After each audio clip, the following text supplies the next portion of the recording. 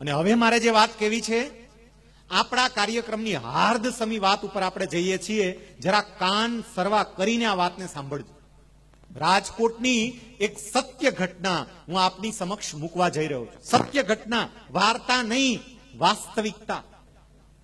રાજકોટની અંદર એક પરિવારમાં એક બાળકનો જન્મ થયો. કોઈ પણ પરિવારમાં જ્યારે બાળકનો જન્મ થાય, નવું સભ્ય પરિવારમાં આવે તો એ આનંદનો વિષય છે. પરિવારના બધા સભ્યો આનંદમાં હોય, પરિવારના સભ્યોને ખુશી હોય. પણ આ પરિવારમાં નવા બાળકનું આગમન એ આનંદ કરતા પણ દુઃખનો વિષય વધારે હતો. બાળકનું આગમન ને છતાંય દુઃખ. કેમ? કારણ કે જે બાળક જન્મ્યું હતું, ભગવાને એ બાળકને અનેક રીતે અપૂર્ણ રાખ્યું હતું. એક રીતે નહીં, અનેક રીતે.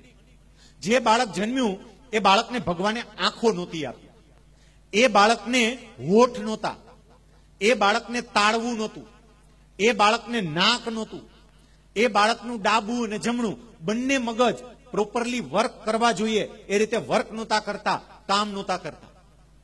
પરિવારના સભ્યો મૂંઝાયા કે આ છોકરાનું શું કરશું.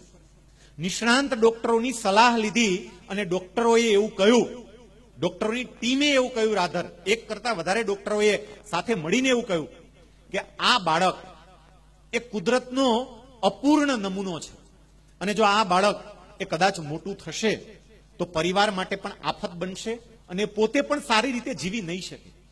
એક કામ કરો, અમારી બધાની તો એવી સલાહ છે કે આ બાળકને ઇન્જેક્શન આપી અને શાંત કરી દઈએ, ભગવાનની પાસે મોકલી દઈએ. બાળક પણ છૂટે અને તમે પણ છૂટો. અને એ વખતે આ છોકરાના દાદા આ ડોક્ટરને જે જવાબ આપે છે, ડોક્ટરોને આ છોકરાના દાદાએ કહ્યું કે સાહેબ એવી વાત બિલકુલ નહીં કરતા. સાહેબ, ભગવાન આખા બ્રહ્માંડનું સંચાલન કરે છે. કયા જીવને કોની ઘરે મોકલવો એ ભગવાને નક્કી કર્યું હોય સાહેબ. અને ભગવાને આ એના અપૂર્ણ પીસને મારી ઘરે મોકલ્યું હોય તો એની પાછળ પણ ભગવાનનો કંઈક ઈરાદો હશે. ભગવાને આવા ખોડ ખાપણ વાળા બાળકને મારી ઘરે જ કેમ મોકલ્યું, બીજે કેમ ના મોકલ્યું? કારણ કે ભગવાનને મારા પરિવાર ઉપર પૂર્ણ વિશ્વાસ હશે કે મારું બગડેલું પીસ હું આ ઘરે મોકલું છું, પણ પરિવારના બધા સભ્યો મારા એ બગડેલા પીસને પણ સાચવશે, એનું જતન કરશે. અને દાદાની આ પોઝિટિવિટીને કારણે એ છોકરા ઉપર પછી ધીમે ધીમે એક પછી એક ઓપરેશનો કર્યા. એ છોકરાને ઓપરેશન કરીને નાક બેસાડ્યું, તાળવાની સર્જરી કરી, હોઠની સર્જરી કરી. છોકરો આંખેથી જોઈ તો ના જ શકે. એને સ્કૂલે બેસાડ્યો. ડિસેબલ વિદ્યાર્થીઓની સ્કૂલ હોય, અંધ વિદ્યાર્થીની સ્કૂલ હોય એમાં નહીં, નોર્મલ વિદ્યાર્થીઓ જ્યાં ભણતા હોય એ જ સ્કૂલમાં બેસાડ્યો. એ છોકરાને માત્ર અભ્યાસ નહીં, અભ્યાસેતર પ્રવૃત્તિની અંદર પણ એના પરિવારના સભ્યો, એના દાદા એમણે તૈયાર કર્યા. એ છોકરો ધીમે ધીમે જુદા જુદા ક્ષેત્રની અંદર નિષ્ણાંત થવા લાગ્યો. એ સરસ રીતે પિયાનો વગાડી શકે, એ છોકરો સારામાં સારી રીતે તબલા વગાડે, એ છોકરો હાર્મોનિયમ વગાડે, એ છોકરો ઓર્ગન પર પણ સરસ રીતે કામ કરી શકે, કમ્પ્યુટર પણ એક્સ્ટ્રા ઓર્ડિનરી રીતે ચલાવે. મેં મારી ચેમ્બરમાં એ છોકરાને બેસાડીને કમ્પ્યુટર ઉપર શ્લોક ટાઈપ કરાવડાવ્યો છે અને કોઈ પણ જાતની મિસ્ટેક વગર, આંખેથી ન દેખાતું હોવા છતાં પણ કીબોર્ડ પર ફટાફટ આંગળીઓ પાડી અને એ છોકરાએ આખો શ્લોક ટાઈપ પણ કોઈ પણ જાતની ભૂલ વગર. આટલું નહીં, આ છોકરાને શ્રીમદ ભગવત ગીતાના 700 શ્લોક કંઠસ્થ છે. 700 શ્લોક. એકો એક શ્લોક શુદ્ધ ઉચ્ચાર સાથે બોલે. હસ્વ આવતો હોય ત્યાં હસ્વ, દીર્ઘ આવે ત્યાં દીર્ઘ.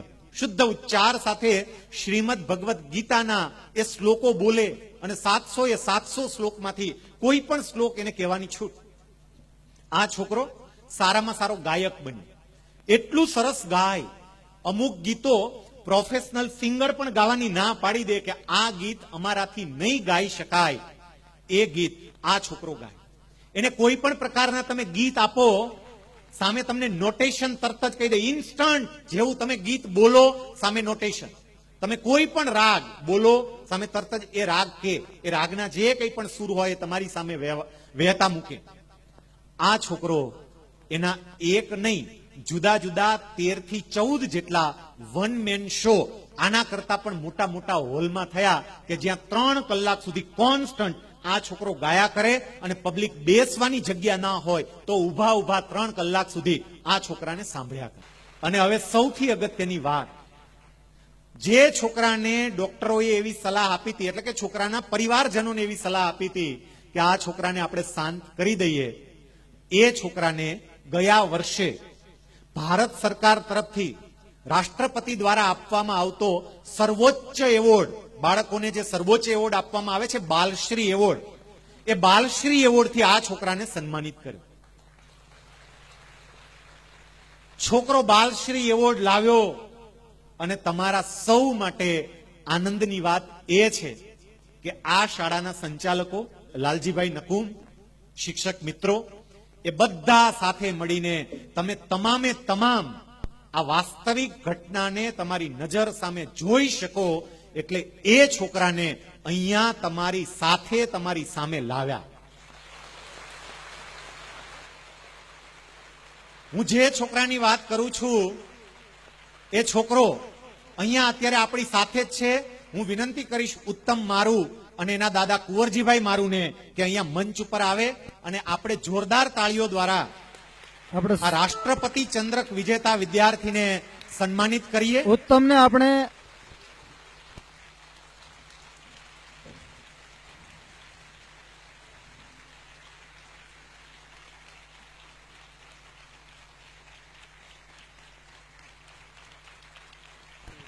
આ ઉત્તમ કઈ સ્થિતિમાં હતો અને ક્યાં પહોંચ્યો. એક એક વાલી વિચારજો કે તમારી ઘરે જે સંતાન છે એ ઉત્તમ કરતા કેટલી સારી કન્ડિશનમાં છે. જો ઉત્તમ આ કક્ષાએ પહોંચે, રાષ્ટ્રપતિ એવોર્ડ લાવે, તો તમારું સંતાન કેમ ના કરી શકે. પણ એના માટે ઉત્તમના દાદાએ જે કંઈ પણ કર્યું, એમના પરિવારના સભ્યોએ જે કંઈ પણ કર્યું એ તમારે કરવું પડે. આપણી પાસે સમયની કેટલીક મર્યાદાઓ છે. એ મર્યાદાઓને ધ્યાનમાં લઈને 15 મિનિટ સુધી આપણે ઉત્તમનો લાભ લઈશું. પહેલું તો એ કરવું છે કે મેં અહીંથી વાત કરી કે ઉત્તમને શ્રીમદ ભગવત ગીતાના 700 શ્લોક કંઠસ્થ છે. આપણે અહીંયા એ સાબિતી મેળવવી છે. અહીંયા હોલની અંદર લગભગ ઘણી બધી જગ્યાએ અલગ અલગ આપણે શ્રીમદ ભગવત ગીતા આપી છે. અલગ અલગ જગ્યાએ, જુદી જુદી જગ્યાએ છે ને શ્રીમદ ભગવત ગીતા. એમાંથી કોઈ પણ પાનું ખોલીને કોઈ પણ શ્લોક એનો માત્ર પહેલો શબ્દ બોલો. જેની પાસે શ્રીમદ ભગવત ગીતા હોય એ જરા હાથ ઊંચો કરે એટલે માઇક વાળા તમારા સુધી પહોંચી જશે. એમાંથી કોઈ પણ પાનું ખોલીને કોઈ પણ શ્લોકનો પહેલો જ શબ્દ માત્ર બોલજો. એટલે પહેલો શબ્દ બોલો, એની સાથે ઉત્તમ આખો શ્લોક શુદ્ધ ઉચ્ચાર સાથે બોલશે અને આપણે જોઈએ. ન રૂપમ સ્નેહ, ન રૂપમ સ્નેહ, અલ્પમસ્યેહ તથોપલભ્યતે નાન્તો ન ચાંદીર્ન ચ સંપ્રતિષ્ઠા અસ્વત્થમેનં સુવિદુરમૂલમ અસંગશસ્ત્રેણ દૃઢેન ચિત્વા. અધ્યાય 15. હવે શ્લોકની એની સાથે કયો અધ્યાય છે એની વાત પણ કરશે. જરા સ્પષ્ટ ઉચ્ચાર સાથે તમે બોલજો. બીજા મિત્ર પ્લીઝ.